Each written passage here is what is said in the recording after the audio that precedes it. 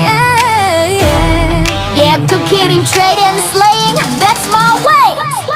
Masak sambil buka chart, cek candle hijau, feeling smart titar. Di dapur tapi mindset bursa, tiap klik penuh usaha. Panci di kiri, laptop di kanan, nasi matang. Yang saya hormati Bapak Wahidul Aziz Ardin selaku pemateri Lead, Believe, Build the Mindset of the Entrepreneurial Leader. Susunan acara pada pagi hari ini diawali dengan pembukaan, dilanjutkan dengan menyanyikan lagu Indonesia Raya. Indonesia tanah airku, tanah tumpah darahku, di sanalah aku berdiri, jadi pandu hidupku. Indonesia kebangsaanku, bangsa dan tanah airku, marilah kita berseru, Indonesia bersatu. Hiduplah tanahku, hiduplah negeriku, bangsaku, rakyatku semuanya. Bangunlah jiwanya, bangunlah badannya untuk Indonesia Raya. Indonesia Raya, merdeka, merdeka, tanahku, negeriku yang ku cinta. Indonesia Raya, merdeka, merdeka, hiduplah Indonesia Raya. Indonesia Raya, merdeka, merdeka, tanahku, negeriku yang ku cinta. Indonesia Raya, merdeka, merdeka, hiduplah Indonesia Raya.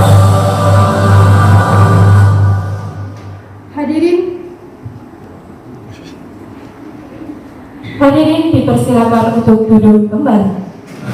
Selanjutnya Sambutan yang pertama akan disampaikan oleh Ketua Umum Himpunan Mahasiswa Akuntansi Politeknik Negeri Malang. Kepada Saudara Gevianus Somega, saya persilakan.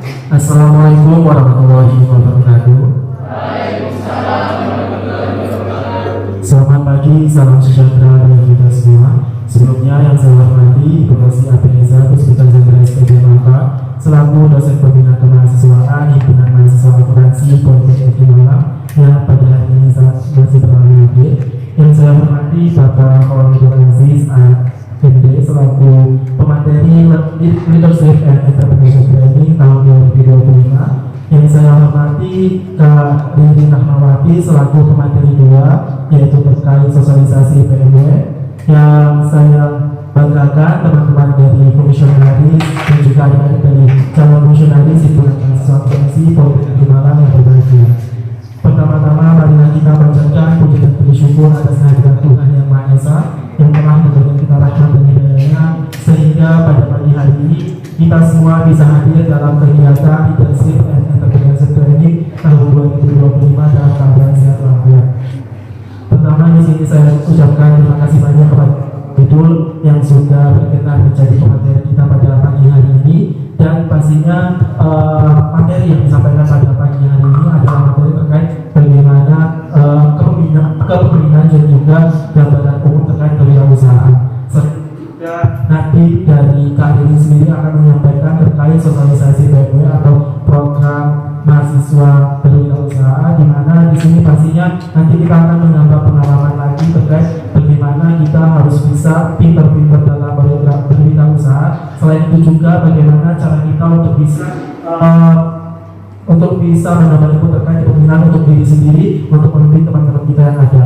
Jadi saya harap pada teman-teman yang hadir pada pagi hari ini mohon untuk benar-benar didengarkan terkait materi nanti yang telah disampaikan, dan nantinya saya juga berharap semoga nanti pada saat sesi tanya jawab adanya interaktif yang lebih aktif antara teman-teman kepada pemateri nanti. Jadi saya harap semuanya akan bisa ikut dengan sesama dengan menjadi baik juga. Sekian dari saya, kurang lebihnya saya mohon maaf. Wassalamualaikum warahmatullahi wabarakatuh. Terima kasih atas sambutan yang telah disampaikan. Menuju acara selanjutnya, yaitu penyampaian materi. Kepada Bapak Khalidul Aziz ART, waktu dan tempat saya persilahkan.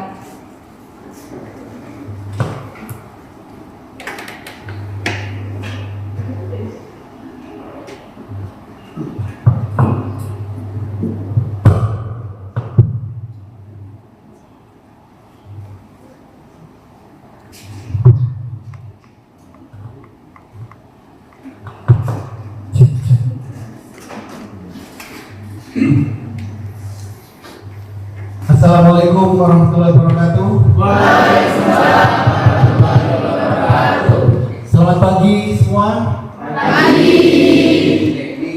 Hari Minggu yang luar biasa. Ini saya manggilnya apa ya?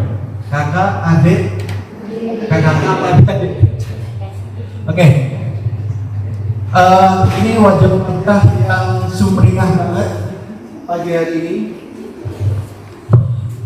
Hari ini kita akan membahas yaitu tentang leadership entrepreneur, supaya nanti di saat adik-adik ini sudah lulus atau sekarang pun supaya memiliki jiwa leadership dan entrepreneur. Dulu saya juga kuliah di sini di akuntansi, jadi saya dari Politeknik Negeri Malang, jurusan akuntansi. Gitu. Lulusnya baru tahun kemarin, tahun 2004, bukan 2024, 2004. Oke. Kata pepatah, tak kenal maka tak cuan. Saya perkenalkan diri dulu. Bisa di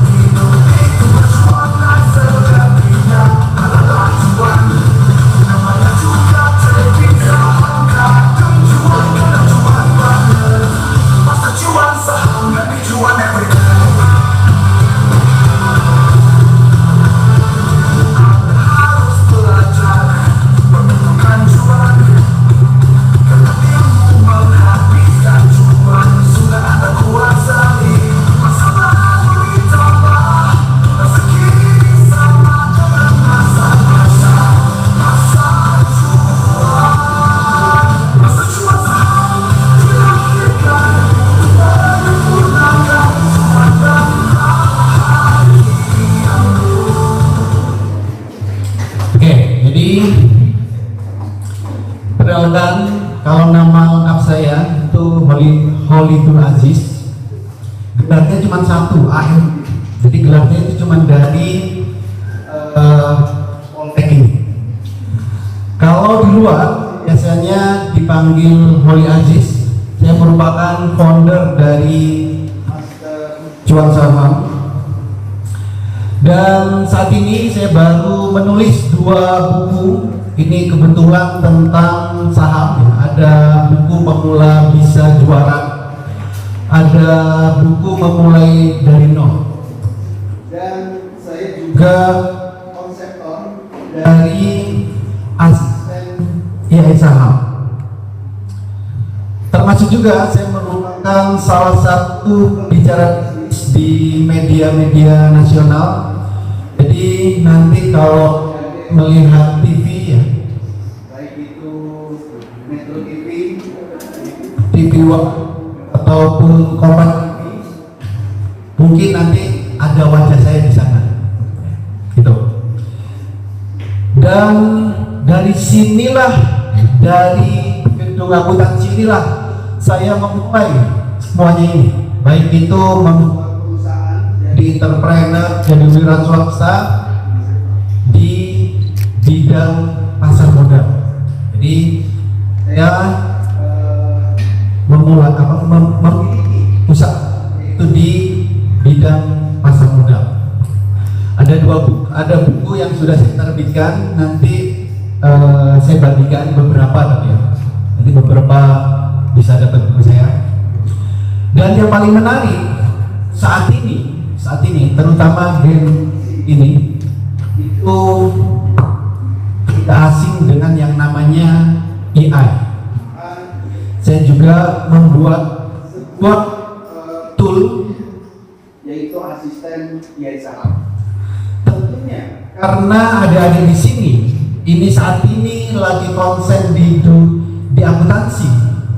Harapan saya nanti ke depannya adik-adik di sini bisa menciptakan suatu AI atau suatu program yang bisa digunakan untuk entah itu pembukuan, entah itu tentang melihat sebuah laporan keuangan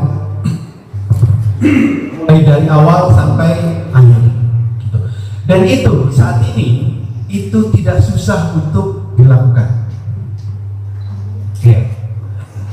Tentu di sini pasti punya yang namanya akun Google. Ada yang belum punya Google? Semua punya. Dari Google, kalau kita mau melakukan sesuatu, di situ ada hal yang bisa adik-adik dan itu akan bisa menjadi income nantinya.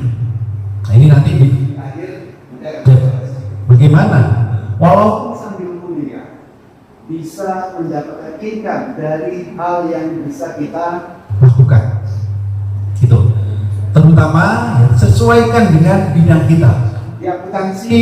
Buatlah sistem tentang akuntansi mulai dari datanya, neracanya sampai nanti di laboratorium. Supaya apa? Supaya kita bisa mengetahui apa yang terjadi di proses membuat wirausaha. Gitu. Oke, next. Oke, materi hari ini yaitu lead, believe, win. Mindset untuk menjadi entrepreneur. Materinya ada 3, yaitu personality, leadership, dan entrepreneur. Yang pertama, personality, mentality. Next.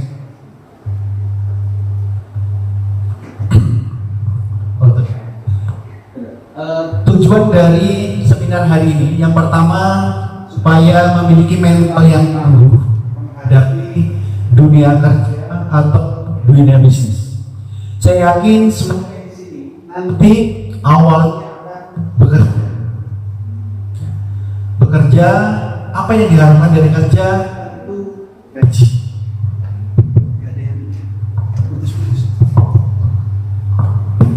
Di saat kita kerja, tentu yang diharapkan adalah gaji. Itu gaji di atas UMR, gaji 2 digit, 3 digit itu bisa kita dapatkan. Atau nanti bisa membuat bisnis sendiri. Entah ini bidang, entah bisa jadi mentor keuangan, bisa menjadi akuntan pabrik atau yang lain. Itu untuk membuat bisnis. Yang kedua, memahami dan mempraktekkan self leadership. Jadi kita semua ini harus memiliki jiwa kepemimpinan, mulai dari berdasar, baik itu untuk digunakan di dunia kerja ataupun di saat kita membangun sebuah usaha. Dan yang ketiga, menumbuhkan sebuah wirausaha. Ini paling penting. Walaupun kita bekerja, atau membangun usaha, jiwa wirausaha ini harus selalu tumbuh. Di saat bekerja, kalau kita bekerja,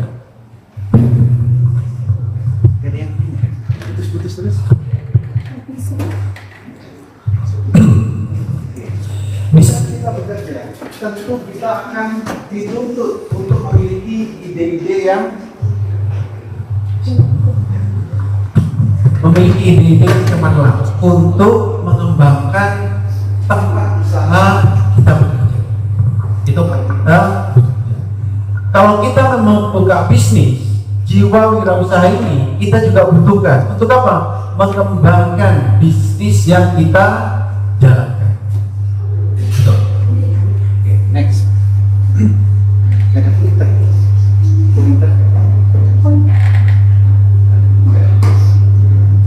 Oke, personal mentality. Mental kuat untuk Gen Z. Biasanya di luar sana, Gen Z ini sekarang memang sedang kadang disudutkan. Katanya lemah, katanya manja, katanya apa lagi? Apa? Ketergantungan AI. Ada lagi? Malas mikir katanya gitu ya. Pengen yang instan. Gitu. Itu di luar sana. Next. Jadi realita di dunia kerja itu tekanannya itu berat banget. Bisa dari targetnya, bisa dari rekan kerja kita. Jadi kompetitif banget. Termasuk perubahan-perubahan yang ada sekarang begitu cepat. Jadi Gen Z ini kalau kita melihat di sosial media, ada yang ditekan sedikit dia bisa nggak tahan dengan tekanan. Gitu. Kompetitif, nggak mau kompetisinya kurang. Ini yang terjadi di dunia kerja saat ini dan perubahannya sangat cepat.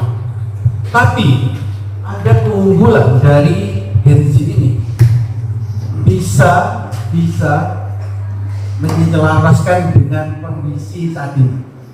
Memahami AI saya rasa paling cepat Gen Z daripada gen yang lain, apalagi yang tua-tua.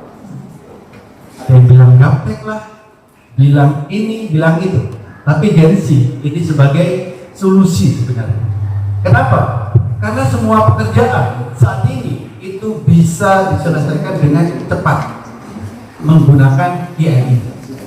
Maka yang bisa kita lakukan menggunakan teknologi. Ini kan gak asing semua dengan teknologi yang ada saat ini. Mau buat laporan keuangan sebenarnya pakai AI. Sekarang ini juga sudah cepat.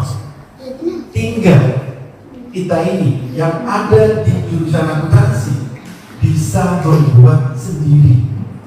Itu yang harus kita lakukan. Jangan hanya menggunakan. Nanti di akhir saya harapkan semua setelah ikut seminar ini bisa membuat laporan keuangan yang tersistem dan bisa dijual. Gitu. Nanti saya ada.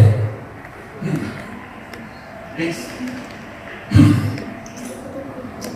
Tantangannya banyak yang overthinking, takut salah, takut gagal. Ingin hasil cepat itu sebenarnya wajar. Semua orang ingin hasilnya cepat. Itu tantangan mental yang dialami oleh Gen Z. Takut gagal, takut salah. Ya wajar, kan memang belum mengalami. Semua orang itu pasti pernah salah, pernah gagal. Itu semua orang. Maka kita, ini generasi ini, jangan takut salah. Salah itu biasa, gagal itu wajar. Maka apa yang harus kita lakukan? Kita bisa evaluasi. Kalau salah, apa yang harus dibenarkan? Kalau gagal, mentalnya jangan harus down, harus bangkit.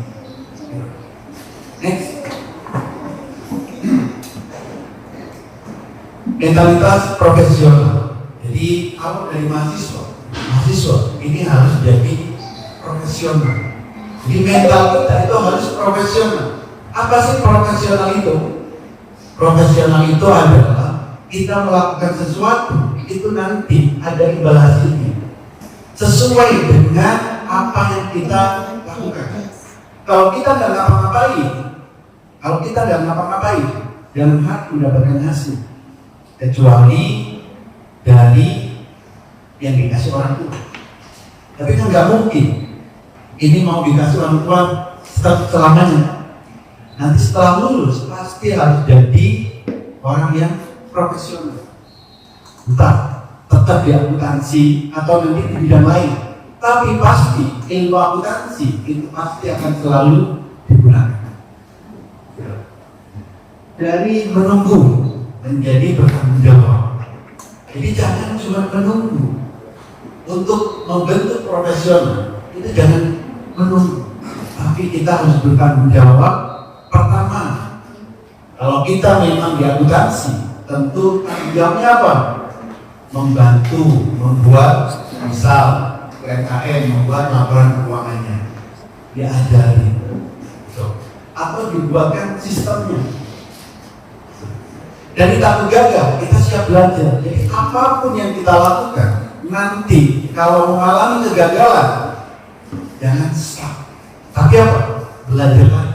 Belajar itu banyak caranya. Bisa nanya ke teman, nanya ke Google, atau nanya ke AI kalau sekarang.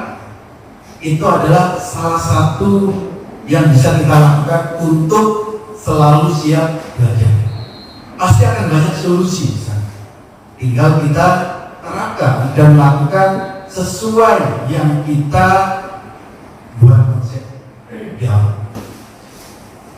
Jadi kalau gagal, apapun yang kita buat, lalu kita gagal, apapun yang kita rencanakan, lalu gagal, jangan stuck, tapi bertumbuhlah, belajarlah.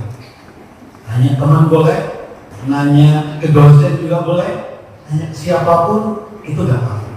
Jadi jangan malu kalau gagal, karena semua orang pasti mengalami kegagalan. Tinggal mental kita kuat untuk bangkit atau tidak.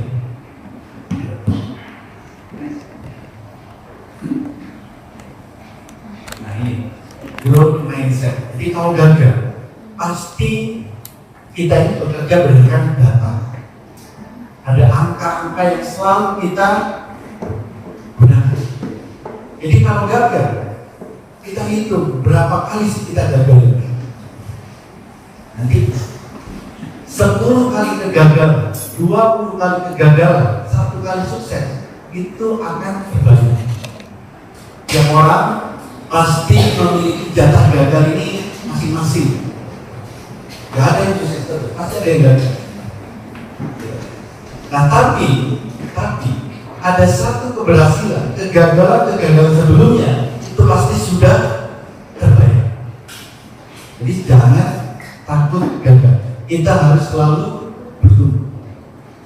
Nanti kita juga akan mendapat kritikan di saat kita melakukan apapun. Entah itu dikritik, entah itu dibully, ya. Itu hal yang biasa. Tapi itu kita gunakan sebagai bahan untuk upgrade diri kita. Jadi kalau kita dikritik, jangan drop, itu gunakan sebagai bahan untuk upgrade diri kita. Berikut ketahanan proses. Jadi kalau kita bicara tentang leadership, bicara tentang wirausaha, tentu kita harus kuat terhadap prosesnya. Tidak ada yang sukses instan, tidak ada. Mie instan aja butuh direbus. Apalagi kita akan membangun sebuah usaha, membangun kewirausahaan. Tidak ada yang instan. Dan prosesnya ini bisa membosankan. Prosesnya bisa membosankan. Kenapa? Karena butuh mengulang dan mengulang. Jadi kadang stagnan prosesnya, kadang nggak terlihat pertumbuhannya, itu kan membosankan. Tapi dari kebosanan tersebut nantinya akan membentuk habit kita.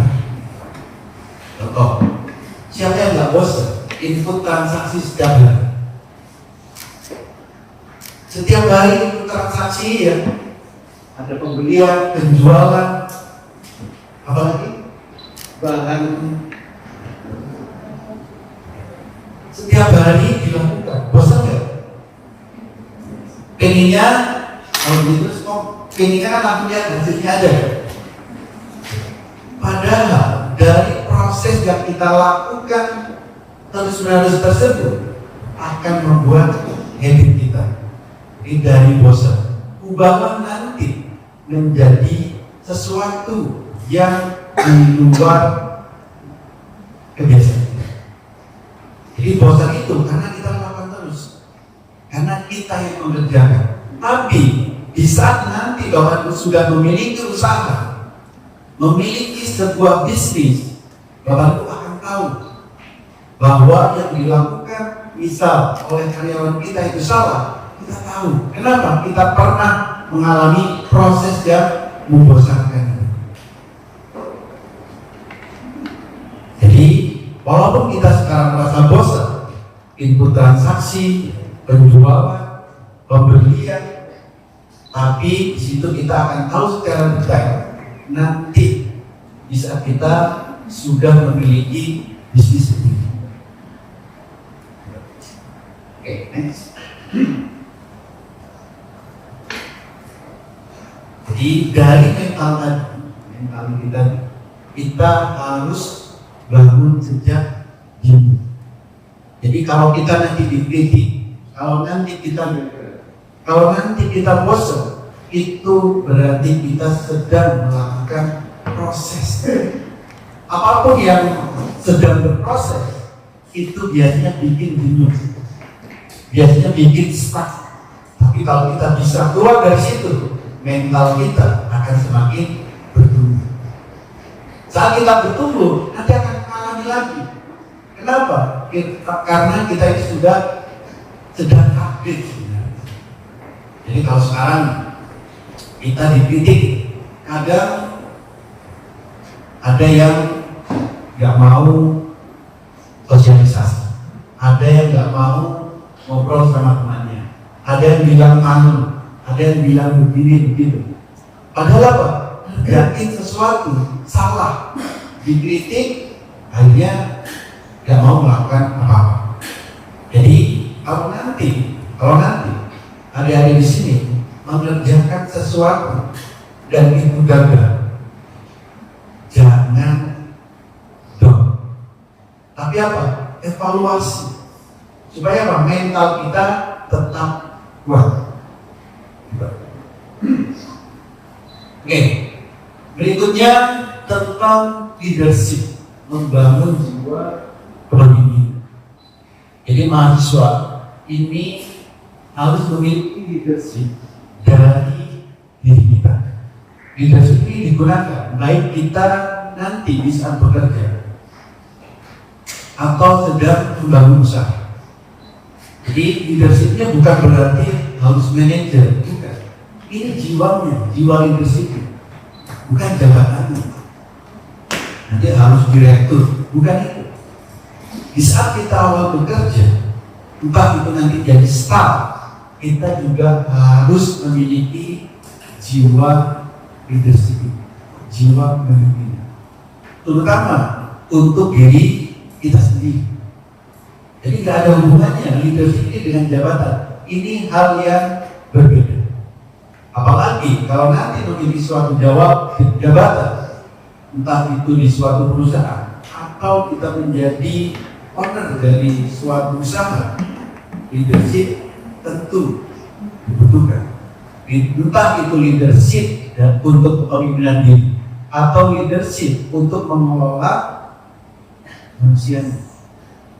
Gitu. Next. Jadi leadership ini adalah sikap kita terhadap sesuatu yang kita alami setiap hari. Baik itu tentang pekerjaan atau usaha yang nantinya akan kita buat. Dan ini harus dimulai sejak sekarang. Jadi kita ini bersikap. Kenapa? Misal di saat kita bekerja, ada yang misal ngomongin kita, ngerasain kita, itu tergantung sikap kita. Kita mau merespon atau tidak. Kalau memang sesuatu itu nggak benar, nggak usah kita respon. Jadi hal apapun, sikap ini tentu akan kembali ke diri kita. Tidak semua hal harus kita respon. Kita lihat contoh pemimpin kita, contoh presiden. Tidak semua kejadian, tidak semua kritik itu kan direspon. Ada yang dibilangkan, ada yang direspon, ada yang diprioritaskan. Itu nanti sama diri kita. Apapun yang kita alami itu semuanya tidak harus kita respon semua. Tergantung sikap kita. Supaya apa? Supaya kondisinya tidak selalu menjatuhkan mental.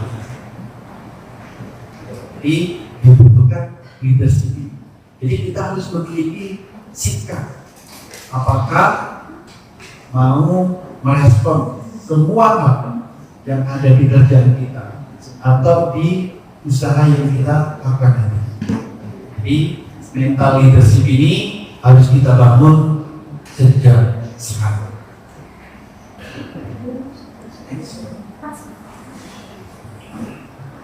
Nah, untuk membangun leadership ini, pertama kita harus memulai dengan disiplin waktu. Waktu ini sangat penting. Misal, ada nggak yang kuliah suka telat? Ada? Ada nggak yang janjian datangnya telat? Itu harus kita perbaiki dari sekarang. Misal kita janjian jam 10. Kita kalau bisa datang sebelum jam 10. Kalau yang diajak kita janji dia datang telat, itu kita nggak perlu respon. Biarkan itu urusan mereka, kita nggak perlu mengkritik juga. Yang penting kita janjinya tepat waktu, udah itu adalah sikap kita. Jadi usahakan mulai dari sekarang disiplin waktu ini sangat penting.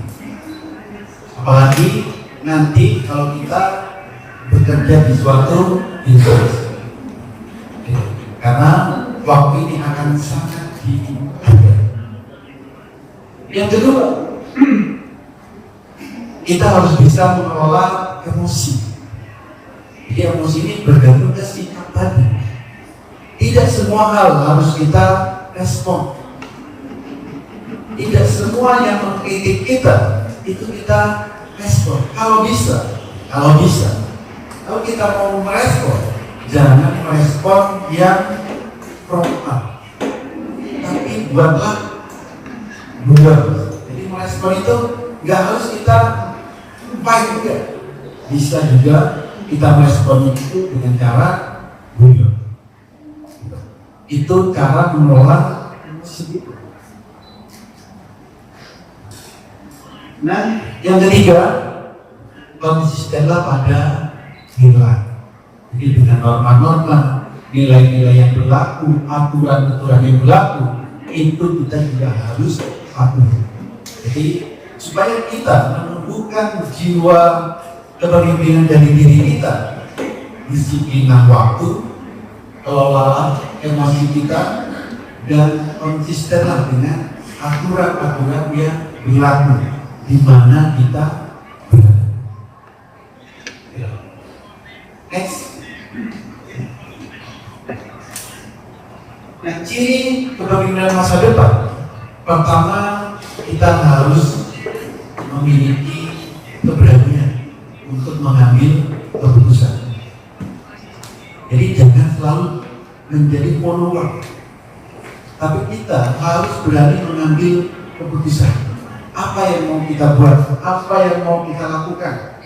Setidaknya kita memiliki konsep yang mau kita lakukan.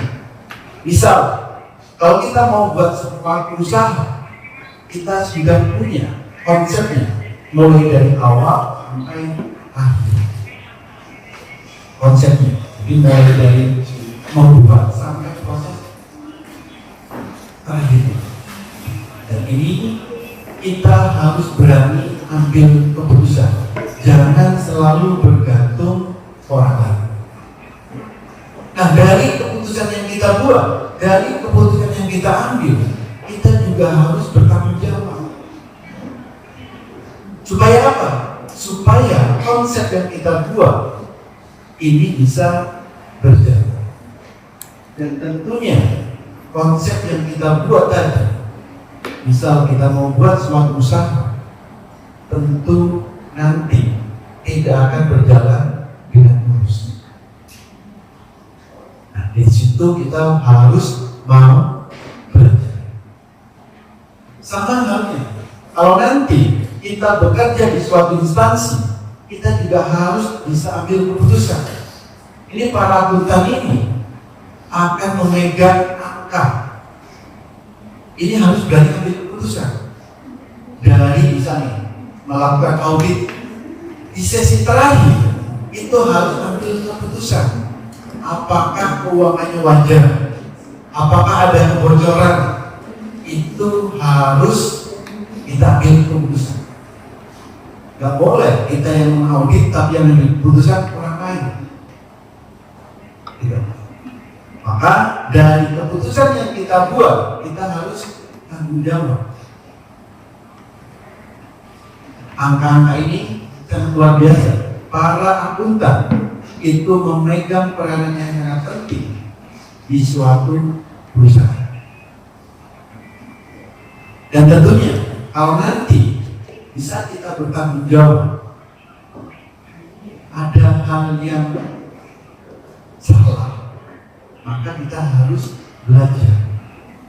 Di kadang saat kita ambil keputusan itu bisa salah, gak selalu benar. Maka kalau kita mau belajar, maka kita bisa mengevaluasi diri untuk kedepannya itu supaya bisa kita ambil keputusan semakin wajar. Next.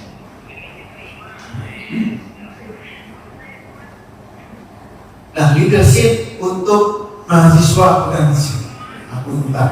Akuntan ini salah satu yang menjaga kepercayaan. Tentu dibutuhkan apa? Integritas, etika. Ini sangat dibutuhkan. Terutama integritas. Bagaimana kita bisa membawa diri kita, bisa entah itu akuntannya nanti akuntan intern di suatu perusahaan ataupun akuntan publik, itu juga integritas itu diperlukan dan etika. Jadi walaupun kita jadi akuntan publik, kita audit suatu perusahaan, tentu kita tidak boleh semena-mena. Entah itu kita datanya, entah itu mengkoreksi apapun yang dibutuhkan oleh perusahaan tersebut, itu ada etika yang harus kita lakukan. Gengsi ini harus tetap jaga etika. Jadi tidak apa ya? Tidak semena-mena kata orang-orang sekarang. Jadi etika, entah itu etika saat kita baru masuk di suatu perusahaan, entah etika kita menghadapi orang-orang tertentu, itu pasti etikanya berbeda. Tidak semua itu disama ratakan.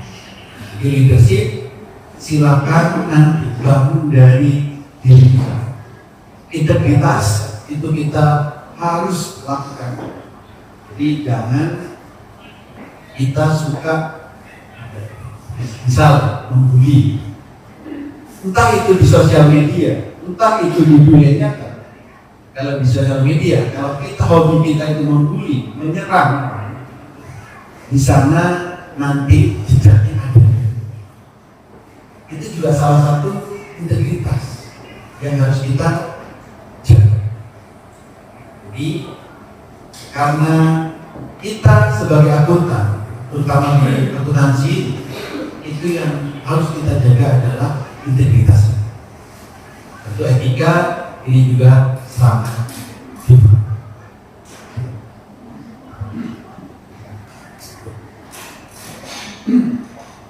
Oke, untuk leadership di dunia nyata, jadi dari keputusan-keputusan yang kita ambil, tentu tidak semua setuju, tentu tidak semua suka dengan keputusan yang kita ambil. Misal di suatu instansi kita buat keputusan, misal untuk bagian marketing jatah promosinya hanya 1M, misal, yang biasanya itu 3M. Ini kan tentu untuk bagian marketing ini nanti pasti tidak suka. Kenapa? Budgetnya dikurangi. Padahal apa? Itu sudah melalui evaluasi dari apa? Dari bagian akuntan ini. Ternyata setelah diaudit untuk bagian marketing ada biaya-biaya yang seharusnya tidak dibutuhkan. Itu terbuang sia-sia. Maka diambil keputusan harus dipangkas biaya marketingnya. Itu salah satunya. Jadi bisa nanti kita ambil keputusan, pasti ada yang suka, pasti ada yang tidak suka.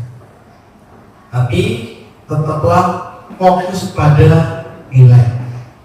Jadi kalau kita misal audit, ya fokus apa sih kebutuhan perusahaan tersebut. Perusahaan yang minta diaudit itu pasti ada sesuatu yang tidak berjalan normal.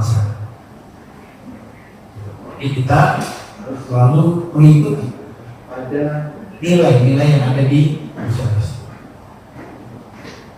Misal kita membangun usaha, membangun bisnis, kita sudah punya misal 100 karyawan, ternyata kita harus efisiensi. Efisiensi bisa mengurangi karyawan atau dipangkas bonusnya. Itu kan bisa jadi, itu bisa jadi di keputusan kita tidak disukai.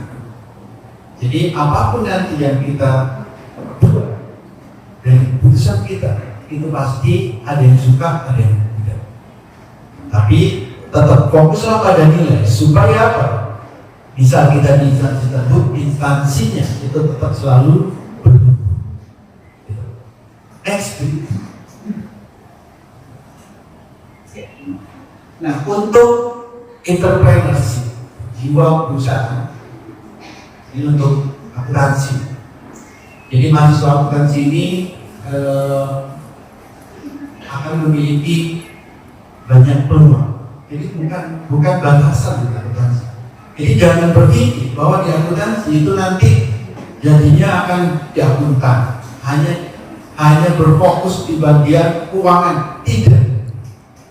Justru dari akuntansi ini akan banyak kita peluang. Kenapa?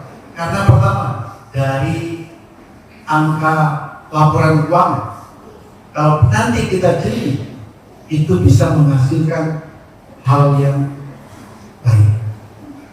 Entah dari hasil laporan keuangan, itu kita bisa membaca, oh perusahaan harus ekspansi, perusahaan harus begini, harus begitu. Itu bisa diambil keputusannya dari hasil keuangan, dari laporan keuangan.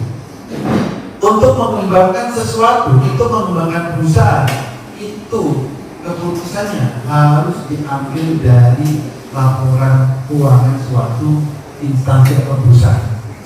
Nah, kita sebagai entrepreneur, walaupun kita dari jurusan akuntansi, kita bisa jadi owner, jadi founder, memimpin suatu perusahaan. Gitu. Jadi, kenapa? Karena kita ngitungnya ini cepat. Jadi, karena kita terbiasa ngitung, bisa. Mau kita membuka sebuah usaha, kita ini ngitungnya cepat.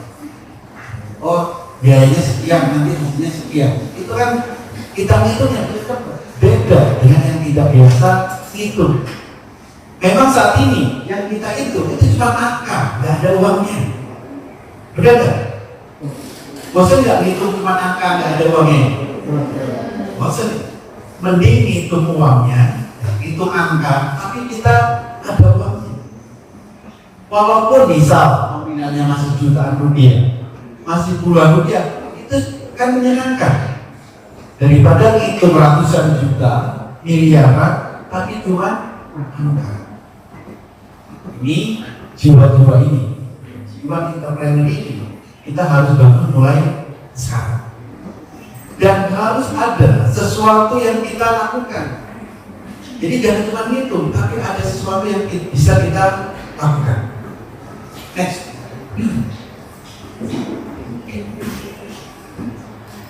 Entrepreneur mindset. Jadi masalah ini sama dengan peluang. Contoh sekarang. Berapa banyak UMKM yang ada di Malang? Ada berapa? Ada yang tahu? Banyak. Masa akuntansi mau punya banyak? Akuntansi itu ada angkanya. Bisa berarti sekarang? Bukan habis kan? Bawa ekor semua ya? Berapa jumlah UMKM di kota Malang?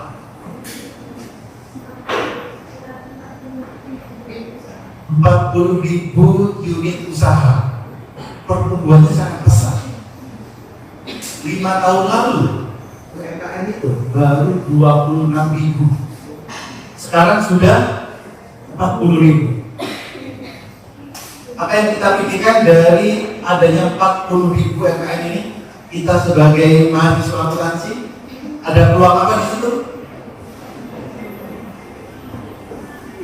Ada yang tahu peluangnya apa kira-kira? Apakah mereka buat laporan keuangan semua? Tidak. Itu kan peluang buat kita. Kenapa kita nggak membantu mereka untuk buat laporan keuangan? Kenapa kita nggak membantu? Mereka pasti butuh. Takut. Mereka nggak mau. Mungkin ada yang nggak mau, tapi bisa kita tanya 10 orang, nanti yang mau 1 kan lumayan. Tapi jangan dibuat mereka susah.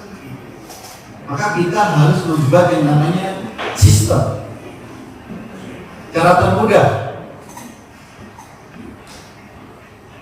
MS Excel semuanya bisa semua ya? Excel bisa semua? Google Sheet bisa semua? Ini ada peluang. Pakai paling mudah itu adalah pakai Google Sheet. Karena semua sekarang serba online. Bisa nggak membuat suatu laporan keuangan? Jadi mulai dari input transaksi sampai nanti terakhirnya sudah muncul laporan. Ada yang bisa? Ada yang pernah juga bang? Gak ada yang pernah? Pernah? Sudah jadi? Terus diapakan? Apa? Diapakan? Sudah buat jadi lalu diapakan? Dibiarkan. Itu padahal bisa menghasilkan income. Itu bisa dijual. Ini bisa dijual, bisa. Ada yang mau beli 100.000 mau nggak jual? Bisa. Kenapa? Ada yang mau beli 100.000 bisa udah jadi loh. Jadi dia tinggal input kemudian penjualan, nanti hasilnya sudah terlihat berapa lebih. Misal ada yang mau beli 100.000, mau dijual nggak? Mau, betul. Nggak bisa 100.000 aja. Satu orang beli 100.000, tapi ada berapa UMKM? 40.000. Anggaplah yang mau beli jangan 40.000. 1% dari 40.000 berapa? Berapa? 400. 400 Kali 100.000 berapa? Berapa? mau nggak? Kenapa nggak dilakukan? Itu peluang nih. Mungkin bisa jadi. Jadi yang kita lakukan tadi kan buat cuma sekali, tapi dijualnya berkali-kali. Gak ada yang mau beli. Emang pernah nawarin? Yang pakai sosial media siapa di sini? Semua dibuat apa?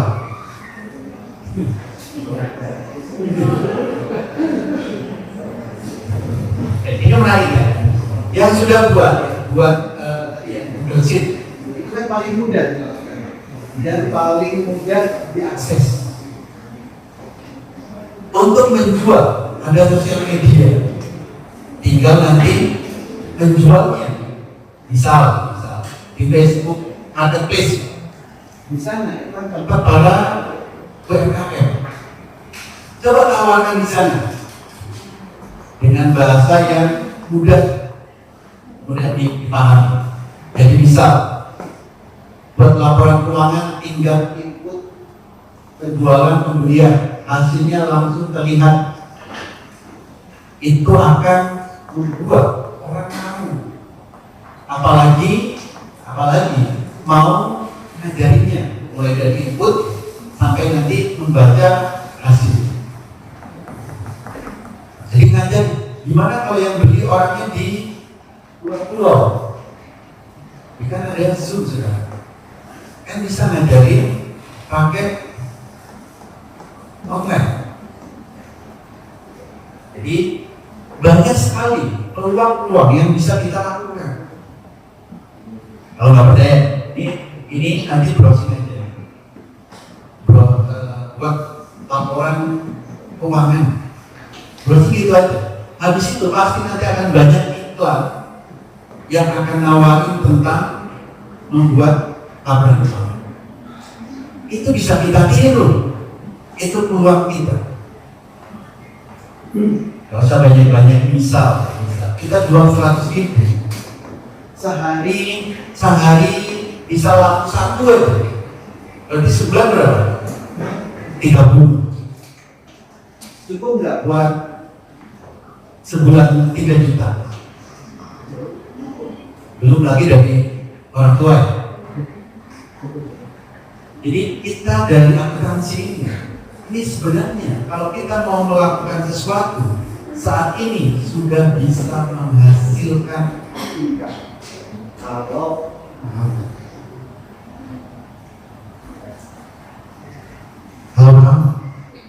misalnya mau nggak melakukan ini, peluangnya ada. Mau kita lakukan atau tidak? Kecil ya 3 juta sebulan.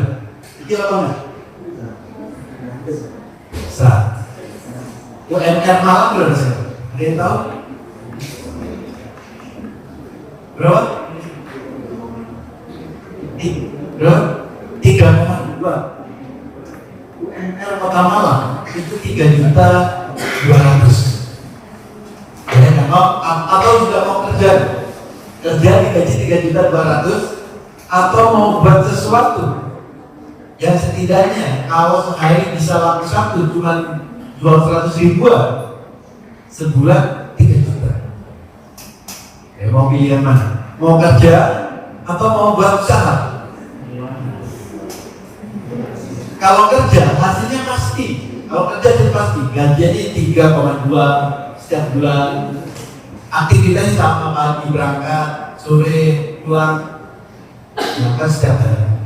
Atau kita mau buat usaha, Ini adalah mindset. Kalau berusaha hasilnya bisa kecil, bisa besar, bisa besar banget hasilnya. Gak punya modal misalnya. Ini kan gak perlu modal. Ada sesuatu yang bisa kita lakukan, itu adalah peluang. Jadi kalau kita berani mencoba, itu bisa jadi sesuatu yang menghasilkan buat kita. Gak harus buat laporan keuangan, gak harus buat laporan keuangan.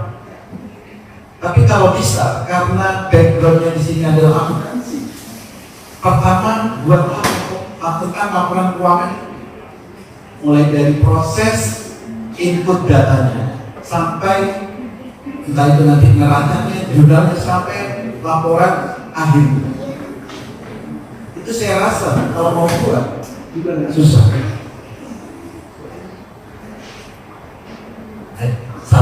Siapa lagi yang kira-kira mau buat dan mau menjual? Jual aja nggak apa-apa. Jual 100.000 nggak apa-apa. Nanti dijual 500.000 nggak masalah. Jadi harga saat kita mau menjual, harga itu tergantung cara kita menawarkan.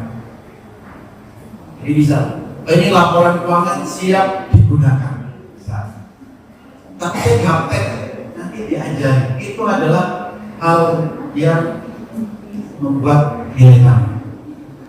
Jangan 100.000, mungkin ada yang akan beli 500.000. Kalau kita mau jelaskan secara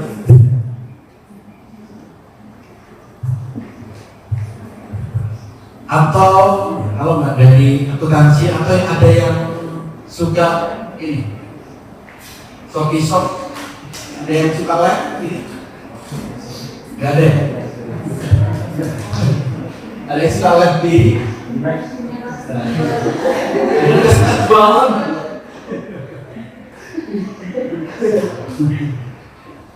Nah itu Google Sheet tadi, kalau sudah jadi itu bisa dijual. Kan lumayan buat income selagi kita masih kuliah. Jadi zaman sekarang ini itu kita bisa melakukan sambil kita beraktivitas, entah itu sambil kuliah. Kalau zaman saya dulu saat kuliah itu juga jadi marketing, jadi memasarkan sesuatu di luar sana. Jadi kalau nggak kuliah baru kerja. Kalau sekarang di kampus bisa sambil menghasilkan income. Kenapa? Karena yang kita lakukan itu semuanya bukan software. Jadi kalau kita buat Google Sheet tadi, itu adalah software yang bisa kita jual berkali-kali. Atau bisa juga ini membuat yang namanya panduan, membuat e-book. Coba buat e-book tentang cara membuat laporan keuangan. Itu juga boleh. Itu juga sebuah peluang.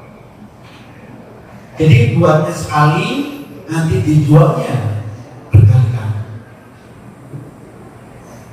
Itu kalau kita mau dan berani mencoba. Silakan dicoba. Gagal itu biasa. Gagal coba lagi. Nanti sekali berhasil, kegagalan tadi itu terjadi. Jadi sejak sekarang buatlah mindset tentang entrepreneur. Next.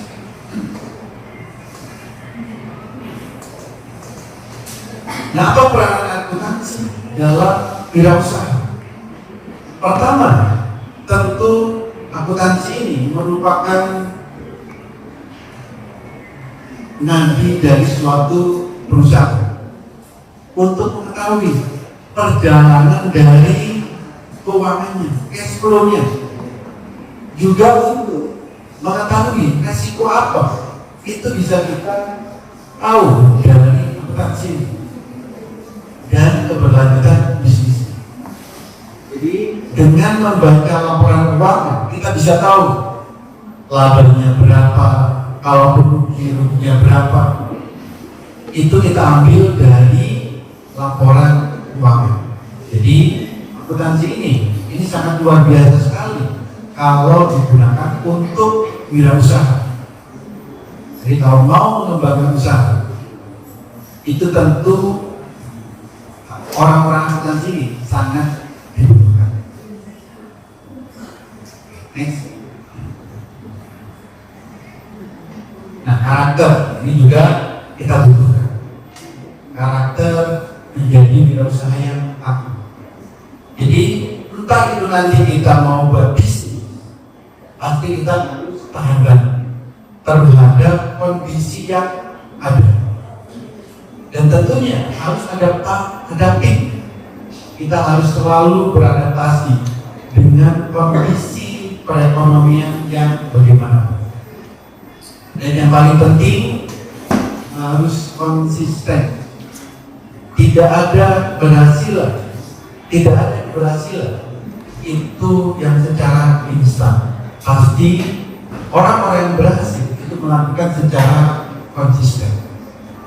Jadi karakter wirausaha ini harus kita tanamkan sejak sekarang, supaya nanti di saat kita membangun usaha, di saat kita memulai suatu bisnis, kita sudah siap dan sudah ada modal, tinggal kita aktifkan. Next. Jadi apa yang bisa kita mulai dari sekarang? Bisa membuat jasa pembukaan UMKM, itu kalau mau.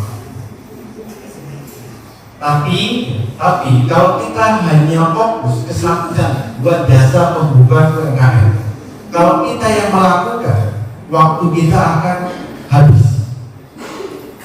Sehari 2 UMKM yang kita tangani aja itu sudah habis waktu kita. Maka saya sarankan, kalau memang mau buat jasa pembukaan UMKM, buatlah sistemnya. Seperti tadi, buka di Google Sheet, buat sistem di situ, lalu itu yang dijual. Karena itu bisa digunakan banyak berkali dan bisa dijual berkali-kali. Jadi waktu kita juga nggak habis. Bisa juga jadi freelance akuntansi, itu juga boleh. Jadi tinggal nih, kalau adik-adik di sini mau membuat sistemnya, hasilnya akan lebih besar daripada kita melakukan sendiri, menjual sistemnya, atau kita yang melakukan membuatnya. Itu pilihan. Kalau hasilnya mau besar, buatlah sistemnya. Kenapa? Karena bisa meyakinkan berkali-kali. Kalau kita yang melakukan, misalnya freelance akuntansi, berarti kita yang input, yang membuat laporan keuangan, itu berarti kan digaji bulanan. Atau kita membuat sistemnya yang semua orang bisa membeli dan bisa menggunakan. Nah, kalau kita bisa membuat sistemnya, maka income kita itu sebenarnya justru lebih besar. Kalau sudah ngerti tentang pajak, bisa jadi konsultan pajak atau jadi bisnis digital. Jadi membuat sistem tadi itu merupakan bisnis digital. Dan saat ini itu bisa dilakukan. Kalau mau lebih naik level, lagi untuk wirausaha ini, silakan adik-adik di sini buatlah PT, buatlah perusahaan sekarang buat supaya legal, buatlah PT perorangan. Ini buatnya cepat karena pemerintah sekarang ini sudah membuat sistemnya. Jadi kalau mau buat PT itu nggak sampai 1 jam, itu sudah jadi legalitas. Jadi nanti PT-nya terserah mau pakai nama apa aja, dan itu sudah legal. Artinya apa? Kita di akuntansi selain membuat usaha, laporan keuangannya bisa kita lakukan sendiri.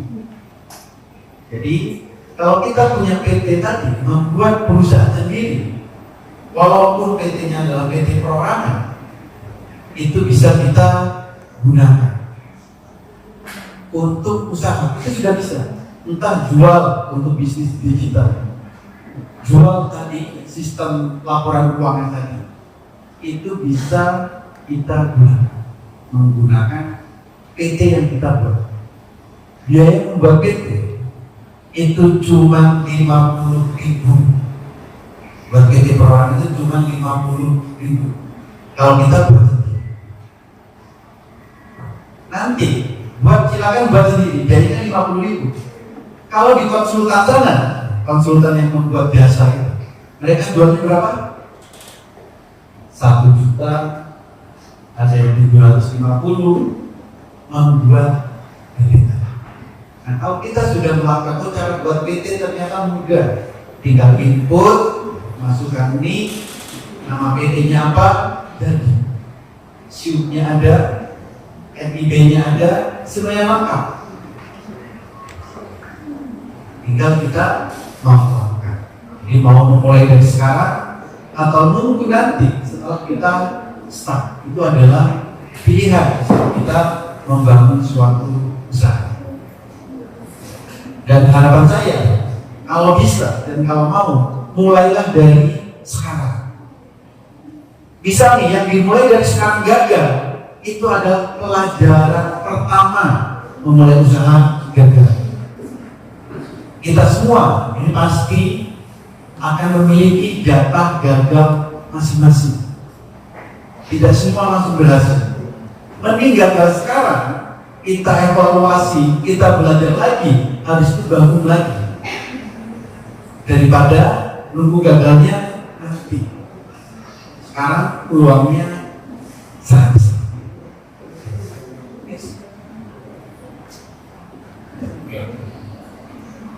Nah, jadi percayalah, kita memiliki mental yang kuat kalau kita memang memiliki konsep, memiliki keyakinan, dan memiliki skill yang bisa kita gunakan. Karakter kepemimpinan itu juga kita butuhkan, baik untuk diri kita sendiri ataupun untuk nanti kita gunakan bisa kita memiliki bisnis atau usaha. Tentunya mental dan leadership ini kita gunakan nanti bisa kita berkarir di suatu perusahaan atau membangun suatu bisnis.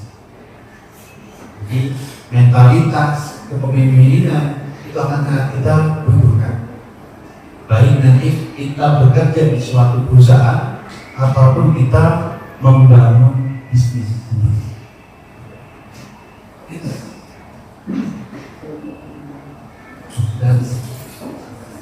Oke, jadi pastikan adik-adik di akuntansi ini memiliki integritas yang benar-benar baik, karena ini memang sangat dibutuhkan.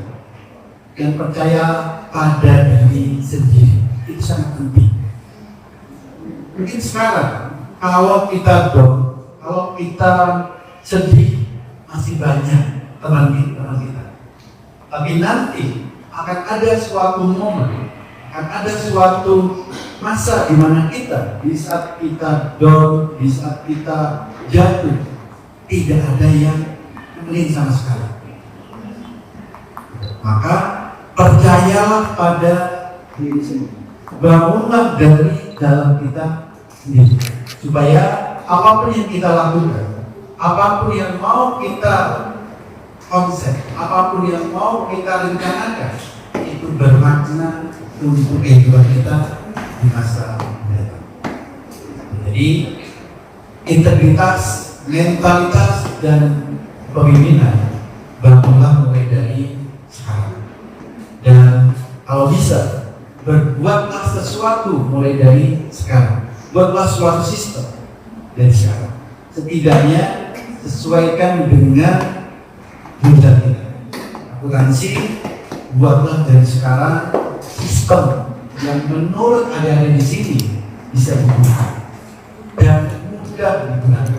Yang paling penting, ikutilah perkembangan zaman sekarang. Buatlah sesuatu yang mudah dan bisa digunakan oleh banyak orang. Gitu. Oke, ada pertanyaan? Ya?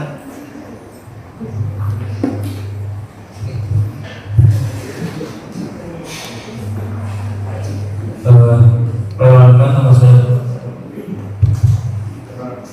nama saya Profesor Tasmania semua. Saya ingin bertanya, dari mahasiswa ini berbeda, bersandar, tapi harus belajar bagaimana caranya untuk mengurangi resiko kegagalan sejak awal pendidikan di sana tersebut. Dan yang kedua, kan mahasiswa itu tidak semuanya modelnya itu Kalau berwirausaha, mungkin mana yang lebih ide yang besar atau lalu pertanyaan kedua, jika memiliki usaha kecil tapi itu menunjukkan laporan keuangannya itu rugi, mungkin apa yang harus dilakukan, apakah melanjutkan atau menutupannya ini rugi. rugi terus menerus? Kalau usaha itu rugi terus Tandanya bahwa usaha itu memiliki kekuatan besar. Ya itu bagaimana caranya?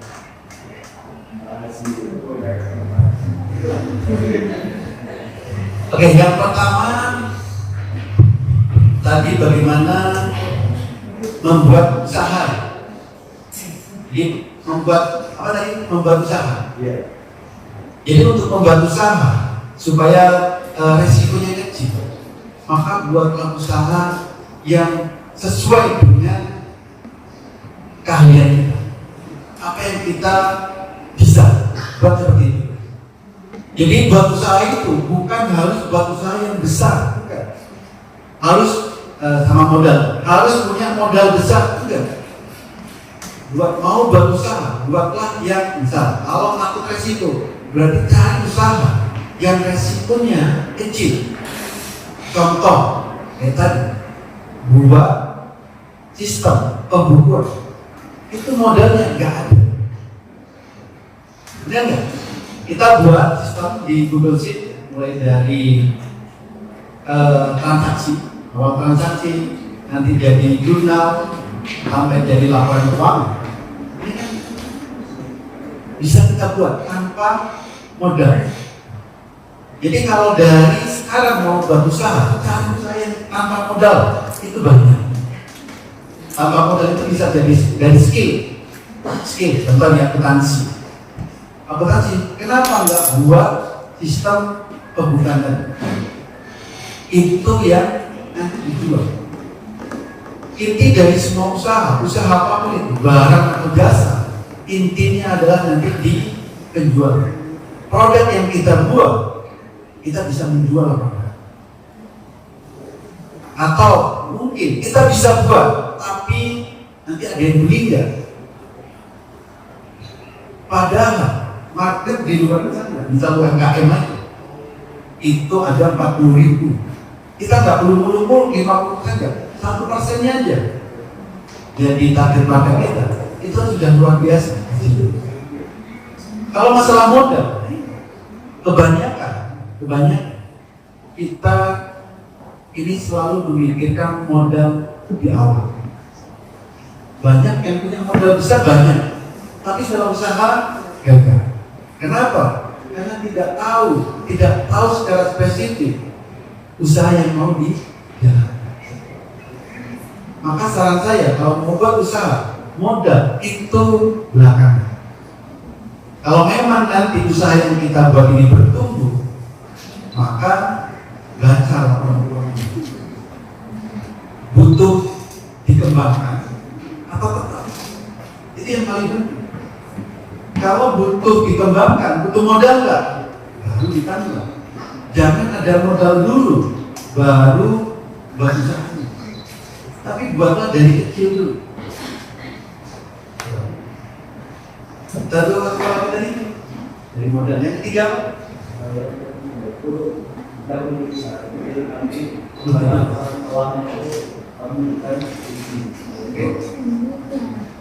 Oke, nah harus dievaluasi ruginya tadi. Rugi karena apa? Misalnya rugi karena operasionalnya. Misal dia operasional terlalu tinggi, penjualannya selalu menurun. Berarti ya ini misalkan karena penjualannya selalu menurun, berarti marketnya nggak ada. Jadi ruginya ini rugi kenapa dulu? Kalau penjualannya naik tapi operasionalnya besar, berarti operasionalnya kan yang harus kita evaluasi. Jadi walaupun rugi terus ini, kenapa dulu rugi? Kalau rugi karena penjualannya nggak ada, yaitu mau ngapain lagi? Tutup. Tapi kalau penjualannya ada, tapi ruginya ini karena misal operasional, maka operasionalnya inilah yang harus dievaluasi. Kalau memang nanti setelah dievaluasi operasionalnya sudah mentok, nggak bisa nggak bisa dibikin sesuatu yang lain, ya harus penjualannya misal harganya harus kita untuk biaya operasional ini nggak mencukupi, padahal penjualannya ini bertumbuh, berarti kan ada sesuatu di operasional, dan ini bisa dibaca di laporan keuangan. Jadi nggak harus selalu ditutup, harus dievaluasi dulu. Kecuali kalau penjualannya yang nggak ada, ya udah pasti tutup. Karena nggak mungkin kita selalu nambah modal untuk operasional yang tidak menghasilkan income. Masih ada lagi tadi? Yang terakhir dong? Ada lagi?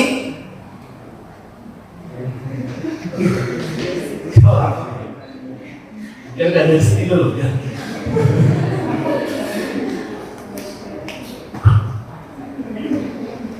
Saya mau tanya, kata Bapak juga PT itu sangat mudah, itu gimana? Tahu saya itu PT itu bukan pemerintah. Gimana caranya Bapak kan mudah? Oke, sangat mudah. PT itu jadi sejak 2000 kalau nggak salah 2001 itu ada perubahan. Kita semua bisa buat yang namanya PT perorangan. Jadi yang menjadi ownernya satu orang bisa. Ini skala untuk UMKM. Jadi PT untuk skala UMKM. Jadi PT-nya masih kecil. Setahun kalau untuk omsetnya, jadi PT ini PT perorangan ini selama 3 tahun dan selama omsetnya di bawah 4,5 miliar itu pajaknya cuma 0,5%. Dan semua orang bisa membuat. Cara buatnya gimana? Browsing aja. Cara buat PT perorangan. Apa susahnya? Coba browsing. Cara buat PT perorangan. Nanti ke situ diarahkan ke USS. Empat ya maksudnya. Tinggal diklik buat akun. Lalu nanti ada biaya 50.000 itu untuk token. Lalu itu jadi. RIB-nya jadi, SIUP-nya jadi, di semua kelengkapan PT ada dan itu legal. Jadi jangan ikut-ikut. Minimal kalau mau buat PT kalau besar, ya minimal harus punya 2 orang, butuh notaris. Tapi kalau PT perorangan itu kita bisa buat sekarang. Coba buat sekarang. Buat sendiri, buat diri sendiri. Kalau nanti sudah tahu prosesnya, tahapan apa itu Dengan biaya cuma 50.000. Tawarin ke tetangga atau ke siapapun, mau nggak buat PT perorangan, biaya cuma 500.000. Mau nggak bantu? Bisa nih, ada buatin saya PT perorangan, dibayar 500.000, mau nggak? Ya udah lakukan. Tapi pastikan bisa dulu, buat dulu, supaya tahu langkah-langkah. Jadi biaya buat PT itu cuma 50.000. Terus kalau ada orang yang mau kita bantu, bisa mau bayarin 500.000, kan lumayan. Apalagi nanti laporan keuangannya nanti saya bantu, tinggal bikin beli sistem yang saya buat. Ini kan juga ada income lagi. Tinggal kita lakukan berbuat. Ada lagi? Oke, ya silakan.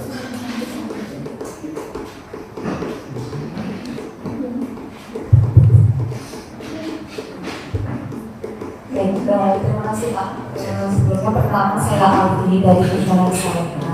Jadi kebetulan di HMK ini kan kami juga yang masih belajar untuk menjadi pemimpin. Dan banyak juga yang baru pertama kali menjadi pemimpin.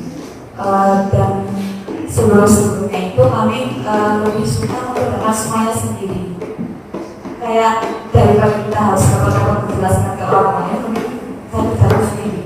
Mindset kita tuh kebanyakan masih stuck di situ, sehingga dalam menjalankan kegiatan kami di HMA kadang kita cuma berorientasi yang penting selesai, yang penting hasilnya ada, walaupun kita harus mengerjakan semuanya sendiri, sehingga jiwa leadership kita ini nggak terbentuk, malah menjadi seseorang yang berpikir. Bagaimana cara mengatasi hal tersebut? Oke, jadi selama ini kebiasaannya berkembang di sektor yang ada. Supaya bisa berkembang, maka kita harus mencoba hal yang baru, keluar dari sektor tadi. Misal sosialisasi ke yang lain. Kenapa? Karena di situ terus nggak akan bertumbuh. Yang penting kan sesuai konsep yang dibangun tadi. Yang penting bahwa kegiatan hasilnya ada, selesai. Padahal yang kita butuhkan itu adalah bertumbuh. Hasil semuanya pasti ada, tapi hasilnya tetap mau di situ atau hasilnya mau lebih besar. Gitu. Contoh, ini kalau kegiatan itu diusahakan bahwa itu apa tidak? Oh enggak? Oke. Yang ikut biasanya cuma segini-gini aja. Biasanya kita ada dari eksternal atau kampus lain atau dari sekolah. Jadi kalau misal kita ada kegiatan untuk pemimpinan, biasanya kan hasilnya cuma di intern aja. Kalau maunya lebih besar lagi, berarti kan harus sosialisasi ke tempat yang lain. Dan kalau kita tertutup, pemimpinan kita cuma stuck di situ. Sedangkan yang kita butuhkan ini kan selalu bertumbuh. Ini yang paling penting. Apalagi sekarang perkembangannya kan juga cepat banget perkembangan di sosial media. Yang kita harapkan bisa mau kegiatan, hasil pasti ada, tapi yang kita butuhkan adalah pertumbuhan. Maka untuk bisa menumbuhkan tersebut, termasuk leadership, kita harus banyak sosialisasi ke banyak. Itu nanti dengan sendirinya akan memahami banyak karakter orang. Kan nggak sama menemui teman-teman sendiri dengan kita ketemu orang yang baru kita kenal, cara menghadapinya tentu berbeda.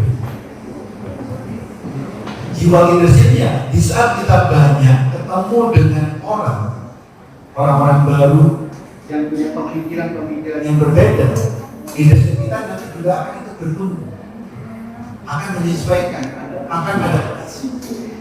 Jadi perluaslah jangkauan, dengan sendirinya leadershipnya akan bertumbuh, dan tentu hasilnya juga akan lebih signifikan. Izin tak menulis kita kadang kita juga merasa kalau self leadership kita sendiri itu masih belum baik, memutuskan sesuatu untuk kita sendiri aja kadang kita masih belum bisa, tetapi di saat bersamaan kita juga dipaksa harus bisa menjadi pemimpin untuk orang lain dan memberikan keputusan untuk diri kita. Itu seperti apa? Ini Pak, pada dasarnya kita ini kadang gak yakin terhadap diri kita. Pada dasarnya. Tapi kadang yang melihat kita bisa atau enggak itu memang orang lain. Jadi bisa, saya nggak bisa. Tunjukkan ke orang itu, nanti dia dengan sendirinya akan adaptasi, pasti bisa. Jadi bisa, ini belum bisa, tapi disuruh memimpin organisasi yang lebih besar.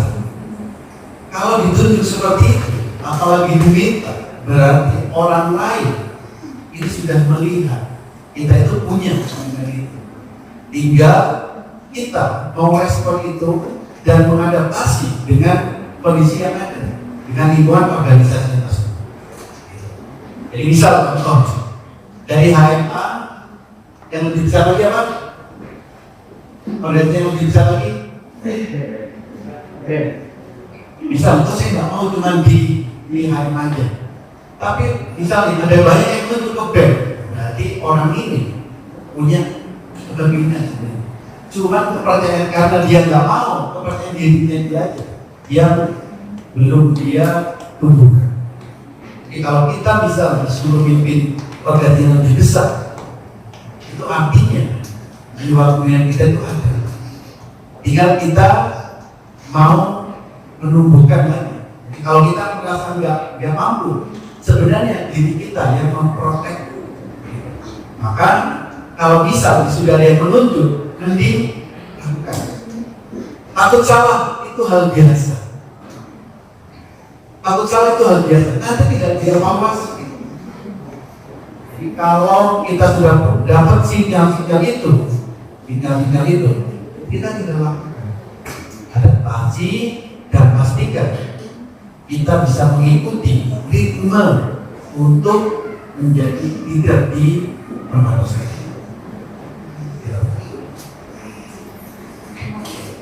Ada lagi? Ya, silakan.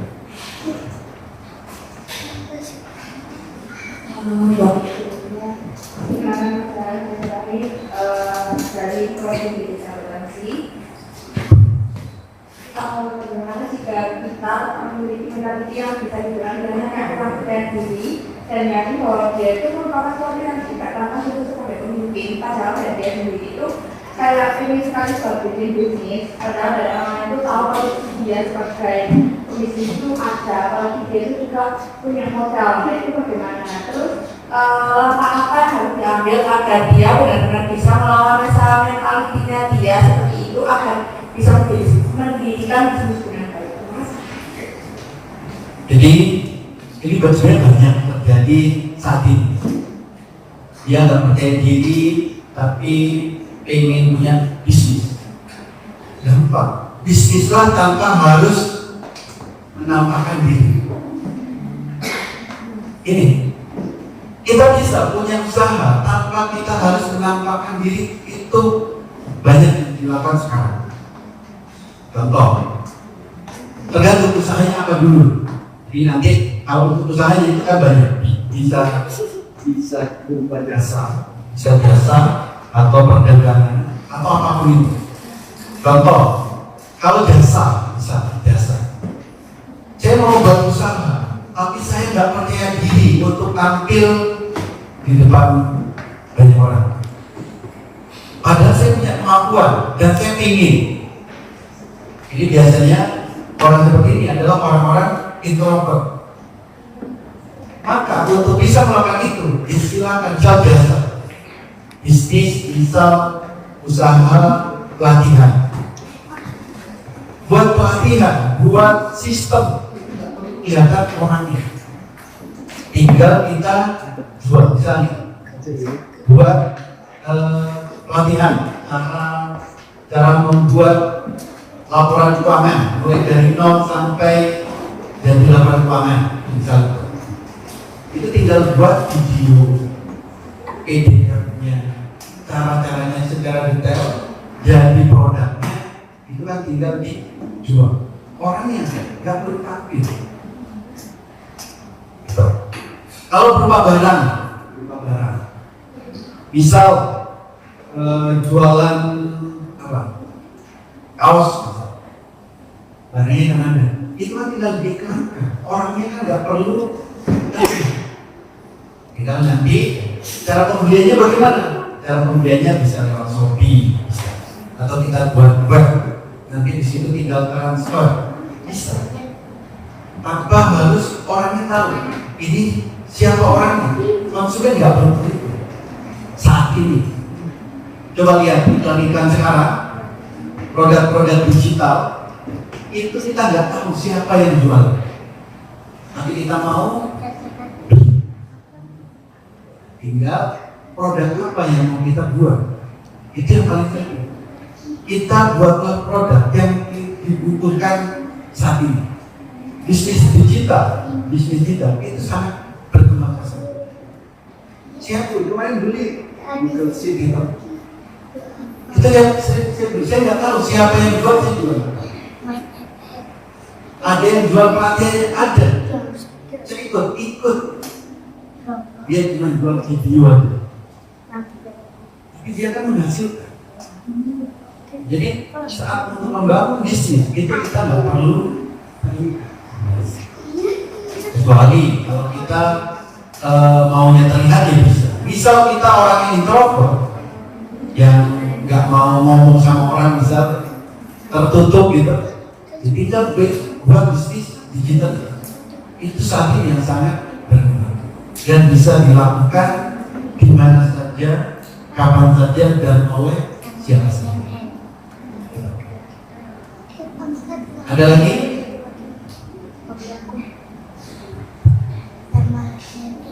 Ya.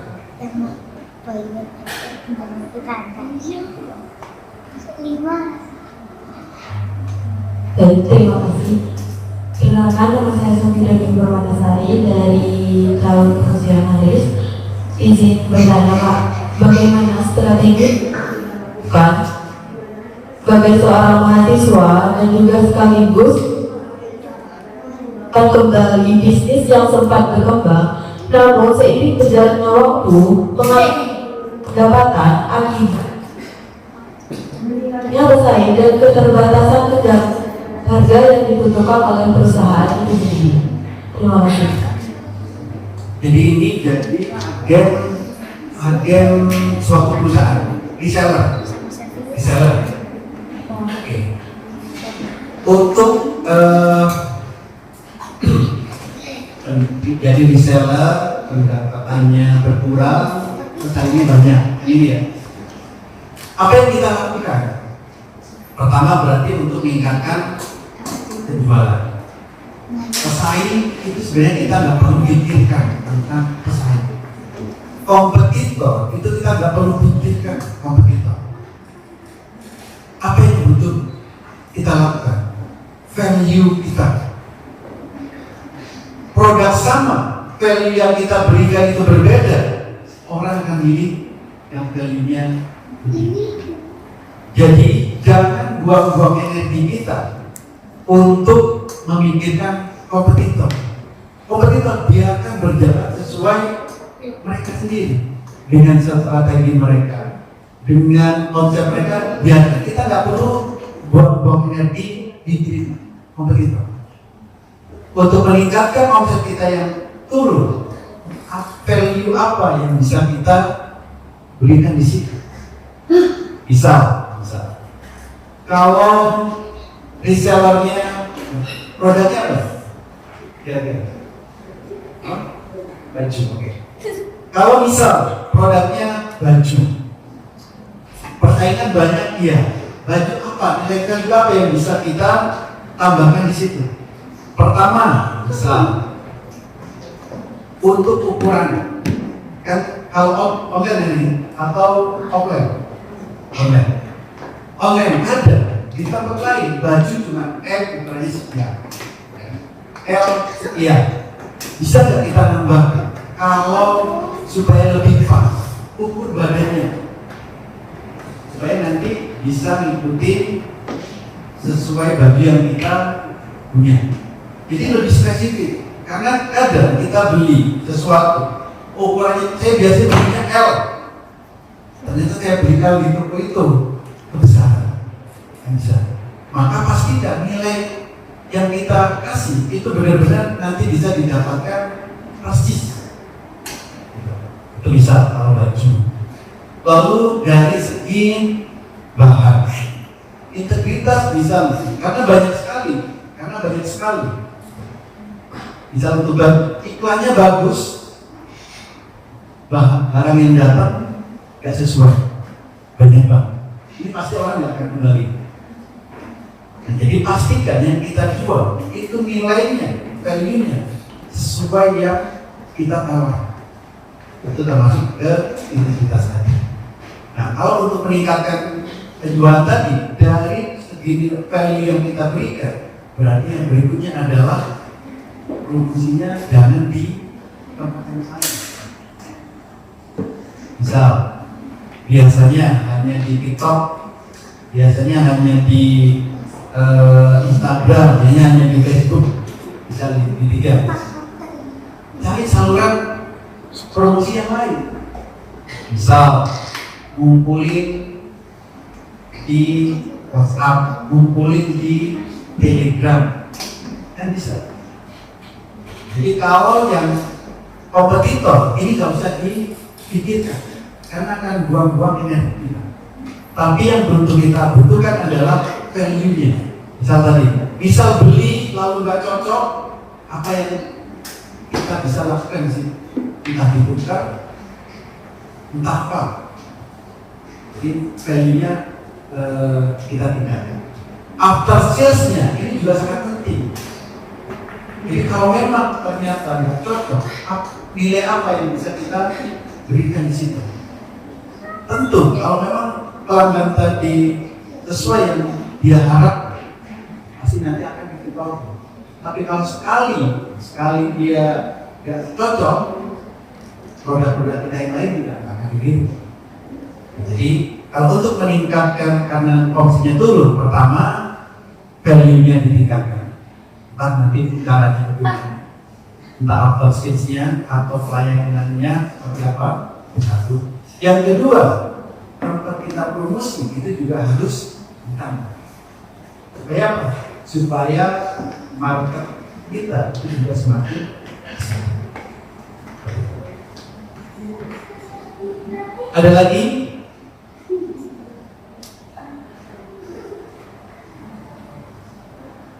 Ya, silakan.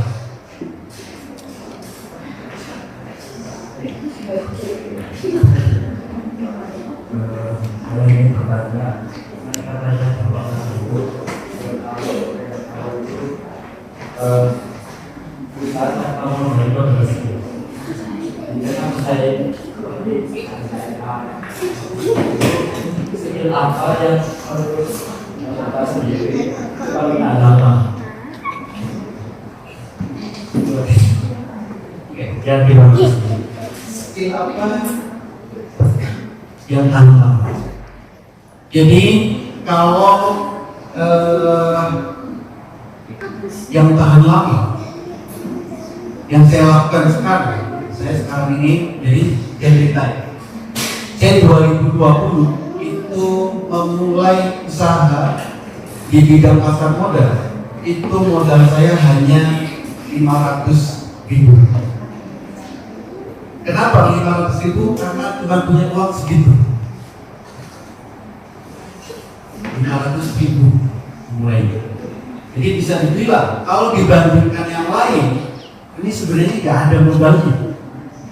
Jadi kalau dibandingkan dengan orang-orang yang lain, di pasar modal 500.000 itu nggak ada artinya. Tapi karena konsistensi, karena perkembangan teknologi, saya mengembangkan dari hasil-hasil yang saya dapatkan sampai saya membuat yang namanya AI untuk usaha.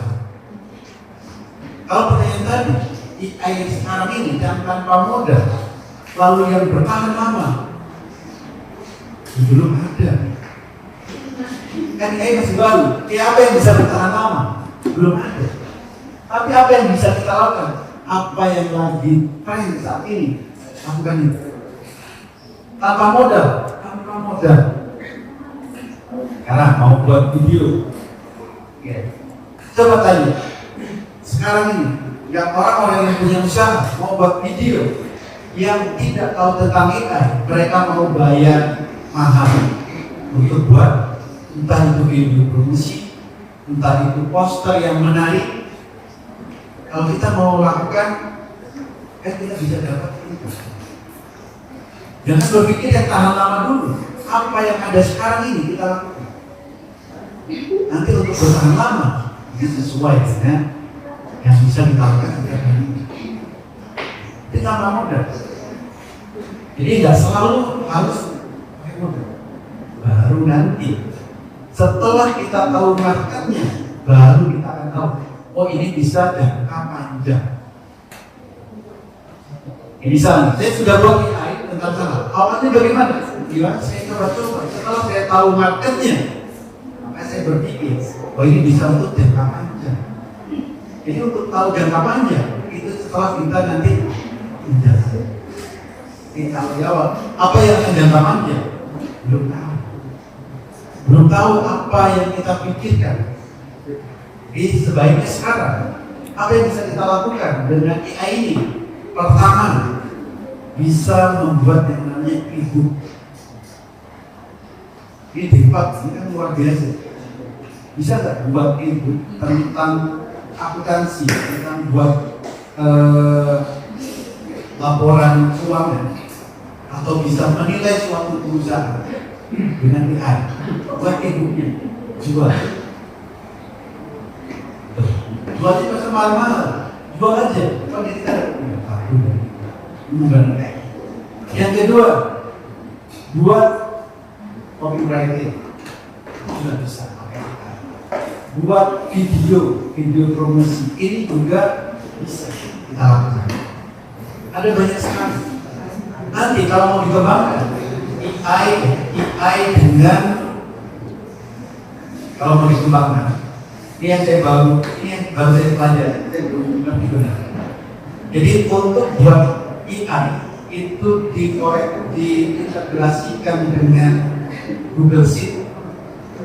Jadi nanti bikin laporan keuangan itu tinggal kirim di Telegram. Saya beli hari ini pengeluaran BBM 300.000 muncul dia di laporan keuangan tanpa kulit apa sampai hasil akhir. Misalnya, jadi dengan cuma satu AI dikorelasikan dengan laporan keuangan supaya intinya bisa lebih mudah. Jadi kalau yang tadi buat Google Sheet, itu intinya kan di Google Sheet. Gimana intinya nggak di Google Sheet? Intinya di kita chat di Telegram atau chat di WA. Itu akan lebih simpel. Memang hasil-hasil harus lihat di Google Sheet. Jadi ada banyak sekali yang bisa dilakukan. Dan kalau bisa setiap mahasiswa ini memang tugas di Polsek banyak banget. Saya alami juga dulu. Waktunya mungkin sedikit yang bisa kita buat hal yang lain. Tapi kebiasaan itu banyak menjadi tugas, banyak melakukan sesuatu dengan waktu yang sempit. Ini sebenarnya kita bisa melakukan banyak hal dan akan lebih efisien. Karena kebiasaan kita, habit kita, ini sudah dibiasakan sejak jadi untuk kita mengaplikasikan sesuatu itu sebenarnya lebih mudah. Karena habit kita ini sebenarnya sudah terbentuk. Gitu. Lagi? Mohon maaf Bapak, untuk sesi tanya jawabnya telah berakhir. Oke, jadi harapan saya,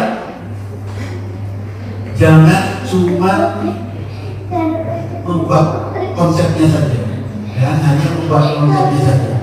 Tapi konsep tadi yang mau kita buat itu realisasikan. Setelah terrealisasi, nanti baru dievaluasi. Karena kalau hanya konsep ini banyak, yang memikirkan itu banyak. Tapi untuk yang membuat sampai bisa dimanfaatkan banyak orang, ini tidak banyak yang melakukan. Harapan saya, semua yang ada di sini bisa melakukan sesuatu dan bisa bermanfaat buat banyak orang. Terima kasih semuanya. Semoga bermanfaat dan sampai jumpa. Terima kasih. Akuntansi. Akuntansi. Akuntansi. Akuntansi.